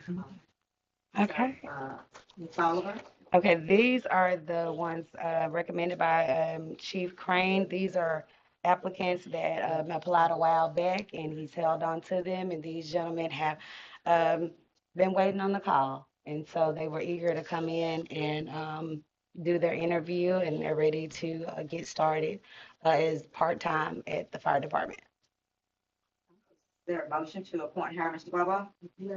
Yes. It's 3 of them. Can we take? You want to take out? You want to do all three? I believe they're out here. Okay, Mr. Carpenter? Mr. Carpenter? Mr. Marcus Carpenter, Mr. Timothy Jeffries. Chief Crane, do you see Mr. Carpenter? Oh, man, he didn't make it tonight. Okay, all right, so we'll hold that. All right, so we have these two gentlemen, Mr. Bobo and Mr. Jeffries. All right, any questions for them? And the rate of pay is, I believe, $12 an hour. Is that right? They're part-time. All right, is there a motion? Jerry. Jure. Joe Ray. And I make a motion to, to hire Mr. Jure Bobo and Mr. Timothy Jeffries as part-time, in the fire department, City of Holly Springs with a pay rate of $12 per hour. It's a move, Alderman Townsend, second by Alderman Jones. All those in favor? All those opposed? The motion passes 5 ayes, 0 nays. All right, thank you all so much. And we're going to hold item number 18, item number 21, Gary's not here, and also item number 22. I just want to make you all aware of that, that there is a position on the school board, and I'll send you all what the school sent to me and check to see if I had presented. That's Mr. Phelps, and he is requesting to be reappointed. All right, the next thing we'll go to, and we'll come back to item number 20. But item number 23, General City HSUG 2025 insurance renewal. Ms. Jones, anything to state on that? No, our renewal is coming back at 0% change of, so everything is staying the same. Is So we there a just need motion? to accept. Ma'am? I said that we would just need to accept. We don't have anything to look at. Okay. Is there a motion to accept the General City HSUG 2025 insurance renewal as presented? So moved. Second. It's a move by Alderman Merriweather, second by Alderman Fountain. All those in favor? Aye. All those opposed? Motion passes 5 ayes and 0 nays. Next, we have an appeal from the Planning Commission and Mr. Louis Autry. Also, this is from Serenity Funeral Home. And so I believe he has he's here tonight, and he also has a representative with him. This is one that the Planning Commission requested some additional, they denied it, requested some additional information. I'll let Ms. Lewis know where here where we are. So it is for us tonight, so that it can be approved for either to accept what the Planning Commission recommended. I believe there were some documents in your file that represented as to what Mr. Autry, Serenity Funeral Homes is wanting to do in the area regarding a cemetery and some other items. Go ahead, Mrs. Lewis. Yes, good afternoon, Mayor and Board. It was brought to the Planning Commission where Mr. Autry was requesting to do a cremation facility and a cemetery in a B2 business area, which is required for a special exception. He did not have all his proper documentation at that moment, but since then he has presented his documentation. He's requesting to appeal the Planning Commission, he says. All right. So if you would explain as to what Serenity is proposing to do. Yes, ma'am. And she said something about B2, what is B2 is a business district. business district? Yes, So he's requesting a special exception of variance he is. in order to move forward in the area.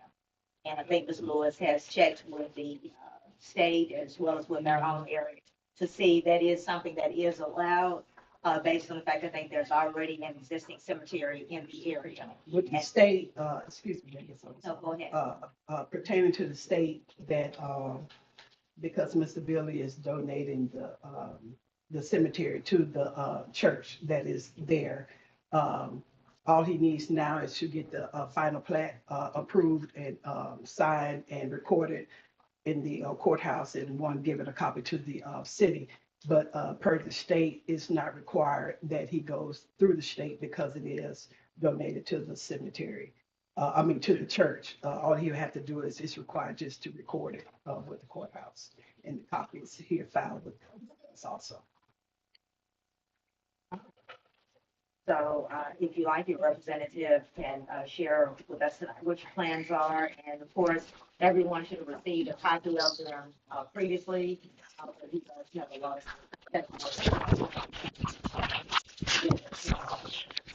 We're the, Please state your name for the record. my name is Gary Selden, owner, GS Contractor, and architecture firm Ed McAfee on behalf of Surrender Funeral Home.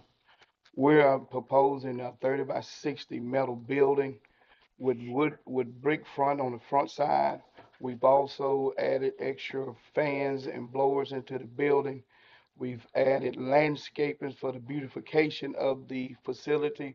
When you come by on Highway 78, we have designed a green space so you won't just drive by and see the burial site. It has been carefully designed, and we have met all state and local requirements, including the local fire department have also reviewed this facility as well. We will respectfully ask for you guys to approve this facility. Serenity Funeral Home is people that's helping people, so seeking with people still help people to get this approved. Anyone else have any questions? I guess I don't have a question, and I understand that, and certainly honor Mr. Archer. My question is for the planning commission. So what was their ruling? Okay, the planning commission, as you know, they only make recommendations Okay. to the board. And the planning commission ruling, they denied it based on, overwhelming opposition from the public, and he didn't have all his documentation. But he has since gotten his documentation. They're all in order as far as the, of the rules and what is required for the area. So should it go back to the planning commission or come to us? Well, because you can always file an appeal whenever someone denies a person, that next step is to appeal for the mayor and board. Yeah. Because again, the planning commission makes recommendations. What were they asking for? What was the planning commission asking for? The planning commission, as anytime that someone is denied, the planning commission always tell that they have the recommendation, the option to appeal it before the mayor and board.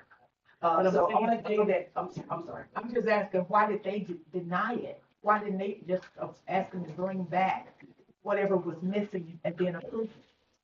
Well, it's always good that you have everything that you need before you come to them. And being that he didn't have it, they just denied it. They didn't say deny, bring it back. Their decision was to deny it, and that he had the option to make the appeal. They denied it because of the overwhelming opposition from the public and because of lack of documentation that he had. But he has since got the So documentation. I heard you say that it was opposed by a lot of the public. So was there notices sent out to everybody that this was zoning?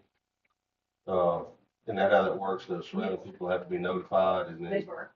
and so they were not, the majority of the people around there were not for this. Is that correct? Yes, that's correct, sir. And so he meets all of the requirements now. Yes, That are here. that was, to able to get approved and to get the variance, he does meet the requirements. Are there any other questions? You have to hear from Mr. Archer. Mr. Archer, would you like?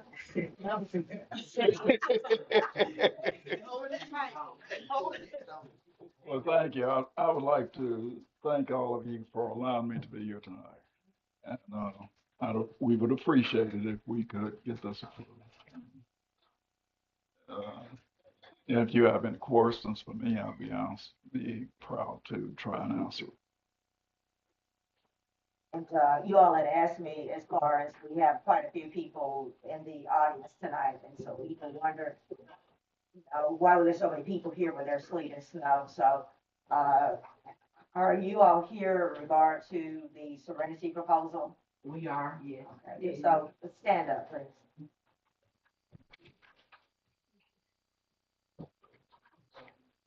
Alderman Tilson, are you all for it or against it? For it. So you all are here in support of it? Yes. A lot of residents of that area or Yes. the city. I have a question. This crematory, is this just an alternative idea to a traditional burial, or is this something that you just thought would be an asset to Holly Springs? I mean, but just something you felt we needed here? What was the planning? Okay, good question, ma'am. Okay, crematory has been around for years and years. As far as, and I imagine if you check the record, every month somebody's probably cremated from this county. Right. Yeah. There, as far as I know, there's not a crematory in this county. Okay, and the crematory that I'm asking to solve, we are trying to relocate from Oxford, in which there are 3 in Oxford. But we no longer had the bill in Oxford, so that's why I selected to bring it to Holly Springs. And since we do business, pay tax in this county, I thought it would be good to bring it to Holly Springs. And it's not another crematory in Marshall County, as far as I know. So I'm thinking that it is something that is needed. It is something that is used. And it's been around for years. It's nothing An new. alternative, it's traditional. Okay. All right, you all, from the city, thank you. The location of this will be where? It's off of 170, old Highway 178. It's almost, directly across from the existing cemetery. Oh, the address. It's next door to, the church. What's the name of the church? Christ New Beginning. Christ New Beginnings? Yes. Behind there is where we had the kudzu festival a couple of years. Yes, sir. Back behind there. Yes, sir. Yes, sir. Any other, questions? Any other thoughts? All right. Is there a motion, to approve the request by, Mr. Autry and Serenity Funeral Home for that exception? And again, Ms. Lewis did say that he meets all of the legal requirements. Is there a motion? I do have one more question. Ms. Lewis, when this appeal is brought forward to the board, does the public have to be notified again? No, sir. They do not? No. Okay. And there would be no reason to send it back to the planning commission, because you all only just come back and recommend it back. No. Or not. Maybe, maybe not, because he has his documentation, but they did recommend, because they denied it, his next step is to appeal it before you go. Actually, all of their things should come before us if they're recommending something, whether up or down, for the final decision.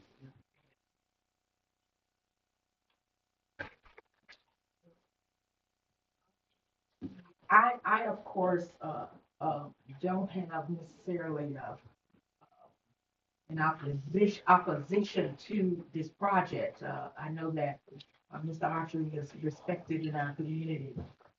My concern is, that I don't was the public notified of this on the agenda tonight? Not for tonight. That's gonna be in Ward 1, and I am, I love the idea of having an alternative to traditional funeral and to have a crematory, but I would like an opportunity to poll Ward 1 to see just what the people in my area have to say. I've spoken with very few about it, so I'm not just, but if you can just give me to the next board meeting, I promise it won't be long. The snow off the ground, my boots on the ground. Just want to get, I would just prefer to vote according to the people in Ward 1, what I'm supposed to be their voice, and I want to be their voice. But as far as me personally, I love the idea of an alternative to a traditional burial. I think it's something that's needed. It's something that grows our city. It puts us right up there with the rest of the people. As far as having an alternative, and I'm really happy with it. But as an alderman of Ward 1, and I see my constituent one has her hand up, and I would like to pose some others as well just to get a consensus before I can make a conscious vote. But I will not procrastinate. It'll be next, I'll have it the next meeting. Go ahead. Am I allowed to make a statement? If you want to stay on. Yes, I am in Ward 1, and I hear y'all saying polling the public, but what's more important, law will document this thing or personal opinion? So if we keep on polling the public, going back and forth, people can say different things. It's already existing cemetery there. So I don't understand the reason. If someone want to be cremated or buried, it should be that option in Holly Springs. For years, Holly Springs, Serenity as well as Brimley, as well as Holly Springs Funeral Home, have taken money to crematory in Oxford, Mississippi. So why won't we keep the money right here in Holly Springs and allow him to keep on paying taxes, keep on supporting the public, and the people who want to be cremated are able to be cremated, and those who want to be buried are able to be buried. It's not about Serenity Funeral Home, it's not about Brimley Funeral Home or Holly Springs. It's about having another choice for burial. And I understand that, but as constituents that live there, they have the right to stay what they would like or prefer, or even if it's nothing, just to have the opportunity to voice their opinion about what goes around their home. Last time we That's just what went I would like on about him coming up here, and I was told that a lot of people said something about cremation or the representation of if people get cremated, maybe older, maybe it's different things, but it's already a cemetery right there. I understand. So I don't see what's the big deal, honestly. Okay. Yes, sir. Okay, let me share this with you, please. Now, when I met before the planning committee, I went to the meeting that night. I had all of my information together. And I have to admit to you that I was surprised. I didn't go there to expect the opposition that I received. And I lost my cool and I cried and I went through a lot of emotions. But I promise you, if I come back next week, I will go and try and get some support. Because I didn't take anybody up there with me. Somebody had worked on going to the community, getting people that didn't even live in the area, didn't even live there. Somebody had worked on getting people to be there. Well, I didn't do that because I didn't think it was necessary. But I will work on it next time. So we'll just have a discussion here. We'll discuss if people are being cremated anyway. Is there anything wrong with cremating them in this? I'm just saying. In the city limits. So we'll have that discussion. Me personally, Thank no.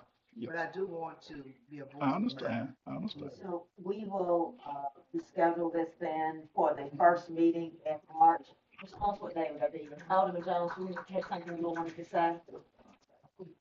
Honestly, I'm not opposed to it at all. I think we should move forward. And he's able to, if the board is in consensus on tonight, I will gladly vote yea to it. But again, Is that a motion? one vote. There's no need to putting the motion out if it's not gonna be approved. I'm just gonna be honest with you. So, it has to be a consensus of the board, but I'm definitely, in favor of it. And I would definitely say that even though I didn't know anything about cremation. But if in the country, I mean, I've heard that before. I've heard that before, even from people that I would hear that from. So, but I do understand what you're saying, and I understand what you're saying, Mr. Archer. So the next meeting is March 4. Yes, Mr. Shelley. What are the alternatives for the people passing from now to then? What would they be cremated? We have a lot of people in the area just cannot afford a funeral. So we're steady holding up progress. Next meeting, this meeting, whatever meeting, we need it in the community and stop sending our dollars out of the community. The city need money. The funeral home need money. So why continue to send it outside and we want to grow, but we keep knocking it out? I don't disagree with Mr. Sheldon, but if it's the next meeting, the building wouldn't be finished then anyway. Yeah. So it's just a 2-week. I don't have a problem with it, but I understand the fact of, and I just want to convey, because when it was brought to the planning commission, the entirety of the public that it affected was notified. When it's brought to us, it wasn't. I didn't know anything about it. I know you called, sent me some information, and I appreciate that. I didn't know it was gonna be on there tonight. So we just want a fair representation of everybody in that area. I do not have a problem with it, but I understand where she's coming from, of just wanting a fair voice from everybody of what is coming. If they want it, I don't have a problem. The only thing is, we were elected to represent the people, right? So with that being said, sometimes we have to make decisions. Sometimes the people we represent don't have an understanding of our parts of, city government, planning and all of that. So sometimes we are put in a position to make a decision that we know is for the betterment of our city, but they may not totally understand it, and in the long run, they probably will. So I don't think that's a valid claim for us to say, oh, let me poll the. You don't think it's valid? Right. Well, hold up. I'm saying Now, wait. it's already been polled. No, it ain't been polled, because I ain't polled them, and I was one vote. Now, let me say this. Now, let me say this. We are accountable for making this vote, for making the vote. And sometimes people don't understand.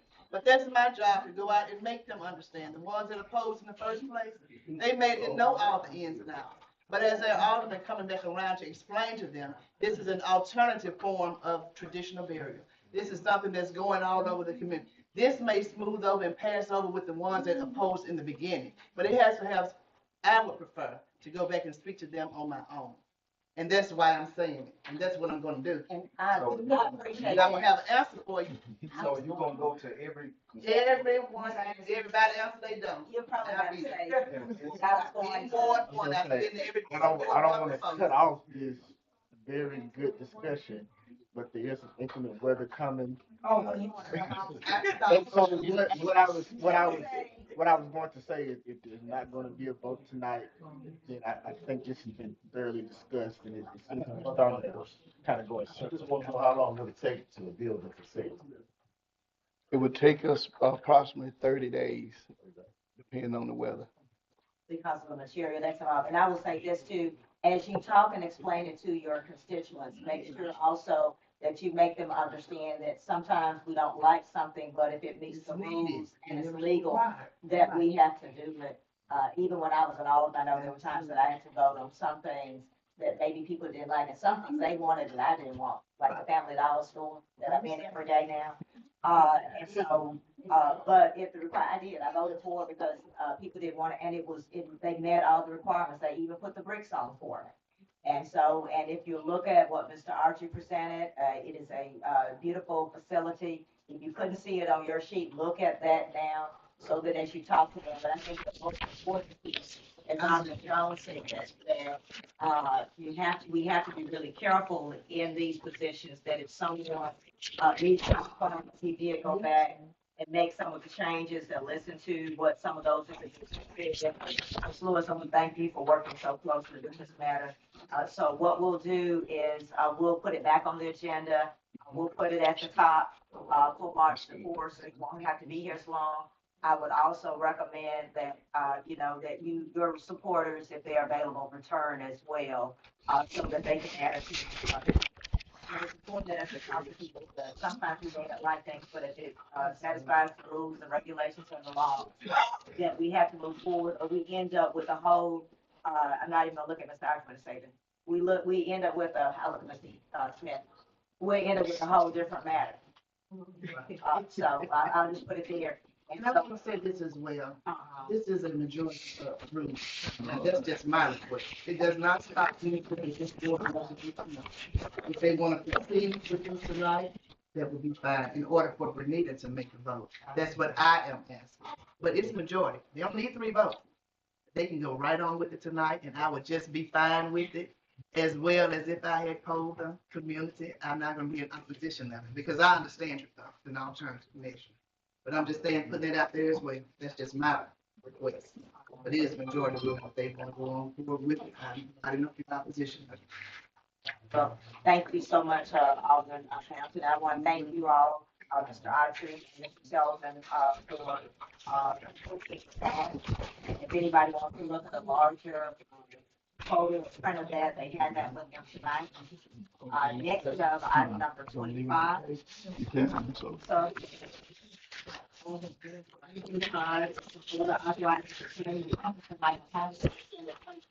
Mississippi Fire Service Training Conference, South Haven, Mississippi, March 7th through the 9th, 2025. Conference fee of $150 for the hotel and per diem. I'll make a motion. Yes, she fine. Philadelphia. Where? Philadelphia. In Philadelphia, Mississippi, or Pennsylvania? Man. Is there a motion? I'll make, Is there a second? It's been moved by Alderman Teal, second by Alderman Fairweather. All those in favor? All those opposed? Motion passes 5 ayes, 0 nays. Item number 26, motion to promote Fireman Jeremy Moore from part-time to full-time. It's been moved by Alderman Fairweather. You must be really special. Moore. Moved by Alderman Merriweather, second by Alderman Fountain. All those in favor? Aye. All those opposed? Motion passes 5 ayes, 0 nays. I might need more training. Don't talk about it. I'm sick of it right now. You need to get my message. Right. All right, next, item number 27, motion to authorize Mrs. Pam Lewis to attend the MEMA Floodplain Management Bureau and FEMA L0273 course, Managing Floodplain Development through the NFIP in Biloxi, Mississippi, and the E.O. Bolton State Office Building, Monday through Thursday from 8 a.m. to 5 p.m. During the week of March 24, 2027. That also should say the course is free, but to include the cost of hotel and per diem. All right, is there a second? It's been moved by Alderman Teal, second by Alderman Merriweather. All those in favor? Aye. All those opposed? Motion passes 5 ayes, 0 nays. All right, we're gonna hold, since Attorney Perry's not here, item number 28, item number 29. All right, I do need to have an executive session regarding probably, you want to do that here if you like, and we'll see what Mr. Esty says. Item number 20, the status of the recent lease hires. You all had some questions after our discussion last week, and so I wanted to get clarification from you all as to what you want to do. You need to go to a closed session. Before that, item number 29, I want to make a motion to approve. We have been working on that for a month. Did Attorney Perry, did he send information? If not, we get him on the phone. We have belabored with that.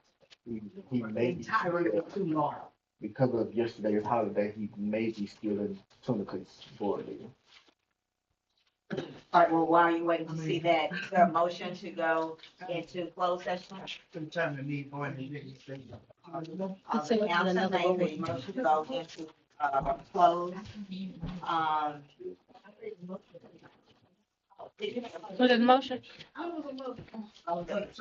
That sounds agreement. Now, he already, I know he didn't. So we're not in item number 29, we went to, we made a motion for 28. No. He's still back. No. But I'm going So what was your motion for? Was it for 28 or 29? for 29. 29, okay, I thought you were talking about, 20, Okay. okay, so we're gonna hold that, all right.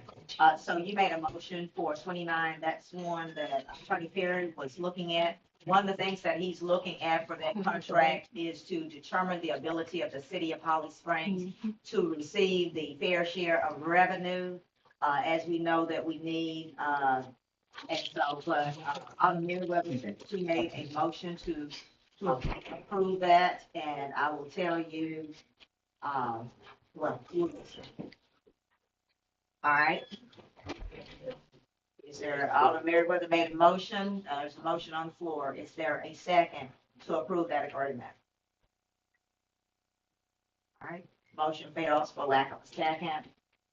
All right, now we'll go back to, Alderman Fountain. Will you redo your motion for a closed session? I know you want to close session, which I'm gonna need for an executive session. Is there a second? Second. Moved by Alderman Fountain, second by Alderman Teal, to go into closed session. All those in favor? Aye. All those opposed?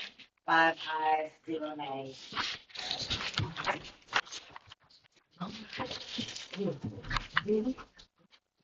And, you all, let's move quickly. I understand that.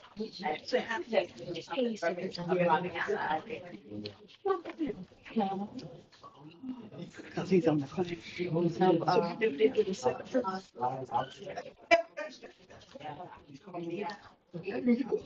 But you still gotta be.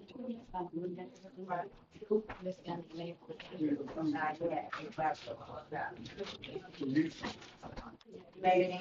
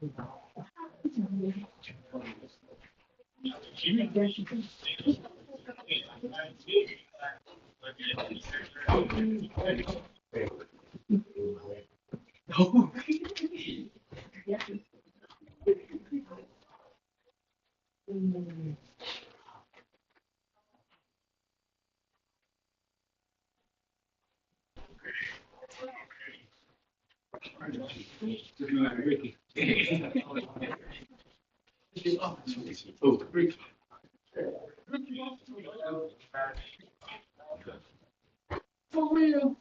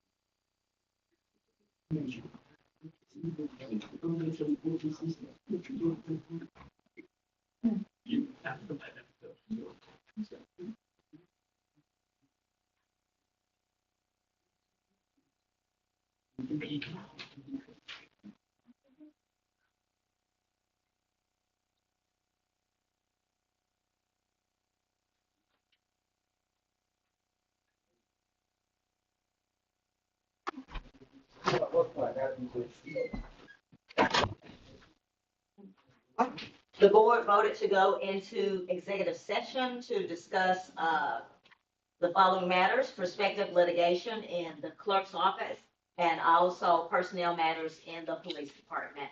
We appreciate your patience.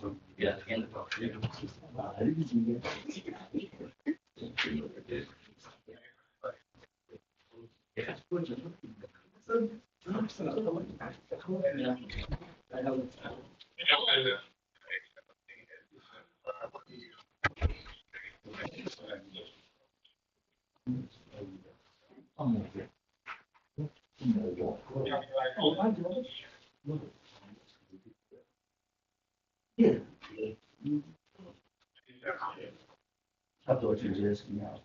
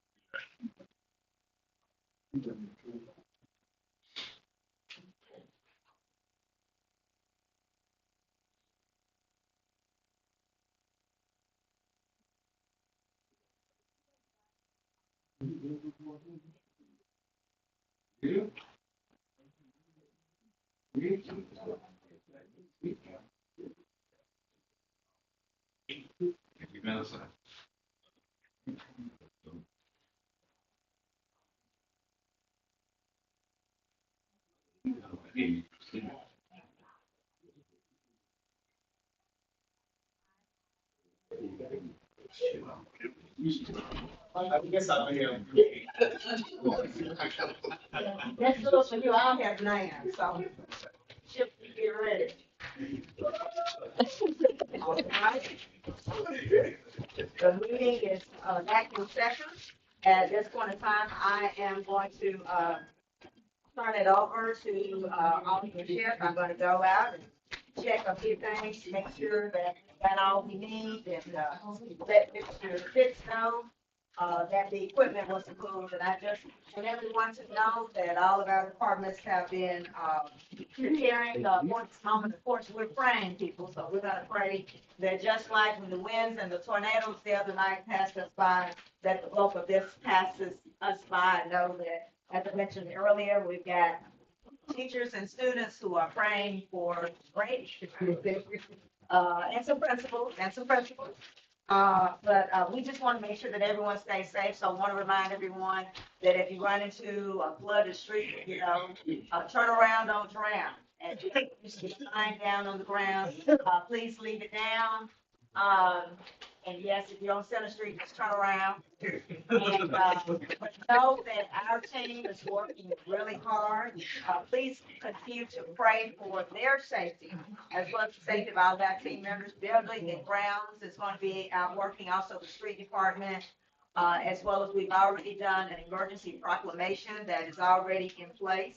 But if you need assistance, please remember to call 662-252-4652, 662-4652. Did I get that correct? Yes, ma'am. Clerk? So again, we appreciate everyone at this time. Yes. I make a motion to adjourn. Motion to adjourn. Who's second? Second by Alderman Teal. All those in favor? All those opposed? Meeting is adjourned. Be safe.